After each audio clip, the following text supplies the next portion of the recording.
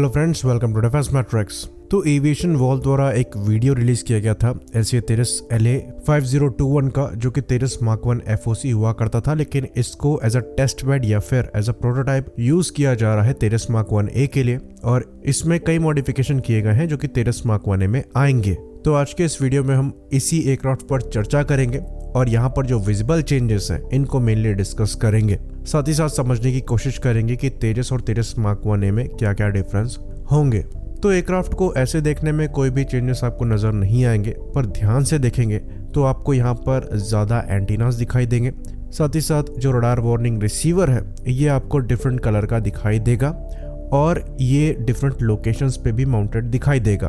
तो ऐसे 13 Mark 1 में जो RWR का कलर है ये ब्लैक है और ये एयरक्राफ्ट की वर्टिकल टेल में ही माउंटेड है, आगे और पीछे की साइड, जो कि यहाँ भी दिखाई दे रहा है, पर ये वाइट कलर का है।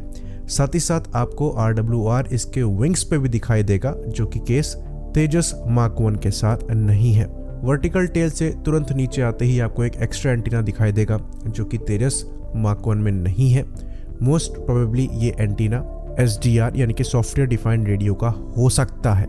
थोड़ा सा यहाँ से अगर आप आगे बढ़ेंगे तो आपको दो एंटीनास दिखाई देंगे जो कि 13 Mark 1 में भी है, लेकिन उसके बाद एक और एंटीना दिखाई देगा जो कि 13 Mark 1 में नहीं है, यानी कि यहाँ पर एक और सेंसर को ऐड किया गया है।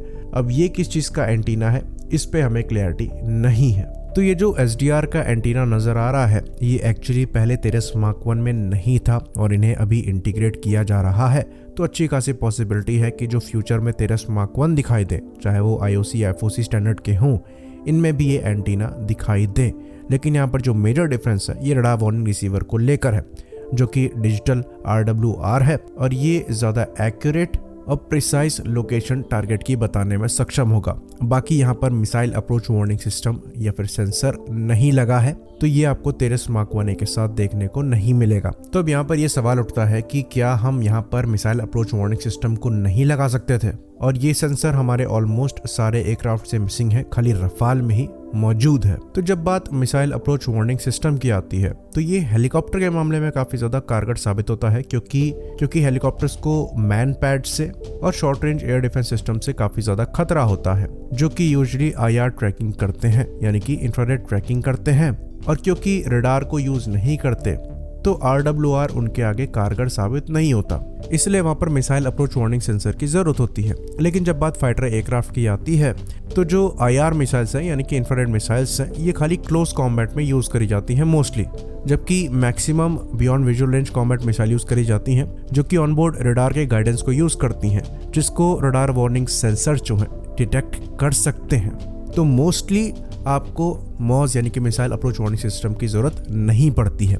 वहीं पर बात करें क्लोज कॉम्बैट की, तो यहाँ पर जो मिसाइल अप्रोच वार्निंग सेंसर हैं ये डेफिनेटली हेल्पफुल होते हैं, लेकिन क्लोज कॉम्बैट में अगर आपके अगेंस्ट में मिसाइल लॉन्च हो रही है तो आपके बचने के चांसेस वैसे ही काफी कम होते हैं, तो उस वार्निंग का ज्यादा फायदा नहीं होता है। हाँ, कुछ रेयर केस सिनेरियोज में ये आपके लिए हेल्पफुल साबित हो सकता है। तो रफाल का जो मिसाइल अप्रोच वार्निंग सेंसर है ये ऑटोमेटिकली इनकमिंग मिसाइल को देखते हुए काउंटर मेजर्स को डिप्लॉय करता है और रेयर केस सिनेरियो में आपको बचा भी सकता है। लेकिन आजकल की जो IR मिसाइल्स हैं ये इतनी ज्यादा कैपेबल हो गई हैं कि इन्हें फ्लेयर्स वगैरह से ज्यादा फर्क नहीं पड़ता, क्योंकि ये इमेजिंग इंफ्रारेड सेंसर्स को यूज करती हैं। साथ ही साथ मिसाइल अप्रोच वार्निंग सेंसर के साथ फॉल्स वार्निंग के भी इशू आते हैं, जो कि एक्चुअली मिशन की परफॉर्मेंस को हिंडर कर सकते हैं। तो missile approach warning sensors helpful तो जरूर है, पर बहुत ज्यादा जरूरी नहीं है, स्पेशली फाइटर एयरक्राफ्ट के लिए। हेलीकॉप्टर्स के लिए ये डेफिनेटली जरूरी है। तो तेजस के साथ RWR को मॉडिफाई किया गया है। अब ये डिजिटल RWR है और जैसा कि हमने डिस्कस किया ये ज्यादा एक्यूरेट है और ज्यादा वाइड रेंज में टारगेट को डिटेक्ट कर सकता है, तो ये एक इम्पॉर्टेंट अपग्रेड है। बाकी यहाँ पर रडार जो लगा होगा ये मोस्ट प्रोबेबली इजरायली ELTA 2052 होगा, क्योंकि जो इनिशियल बैच के 13 Mark 1A है वो इसी रडार के साथ आएंगे।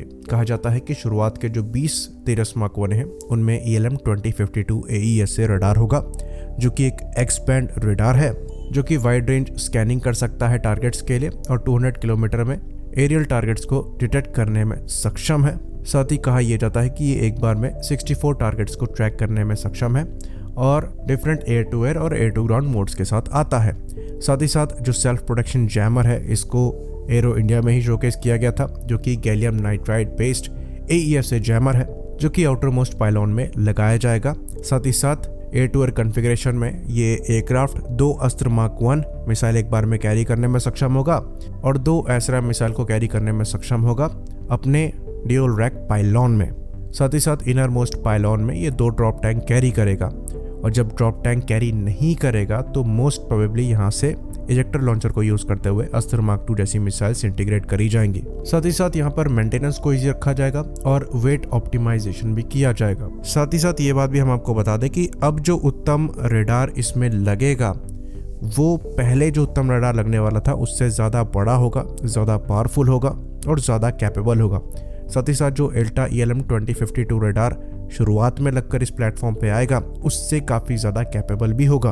तो AESA रेडार लगने की वजह से यहाँ पर जो इलेक्ट्रॉनिक काउंटर मेजर कैपेबिलिटी है इस एयरक्राफ्ट की ये पहले से ज़्यादा बेहतर होगी। साथ ही साथ better ECM, better situational awareness और बेटर वेपन पैकेज की वजह से ये पहले से काफ़ी ज़्यादा कैपेबल एयरक्राफ्ट होगा। तो ये चीज़ हम आपको बता दें कि तेजस मार्क 1 एक की मैन्युफैक्चरिंग चालू हो गई है और मोस्ट प्रोबेबली जो पहला एयरक्राफ्ट है ये अगले साल यानी कि फरवरी 2024 में इंडियन एयरफोर्स को डिलीवर कर दिया जाएगा। आई होप इन्फॉर्मेशन यहाँ पर क्लियर रही हो। इसी बात पर इस वीडियो को हम खत्म करेंगे। लाइक करिए, सब्सक्राइब करिए। जय हिंद।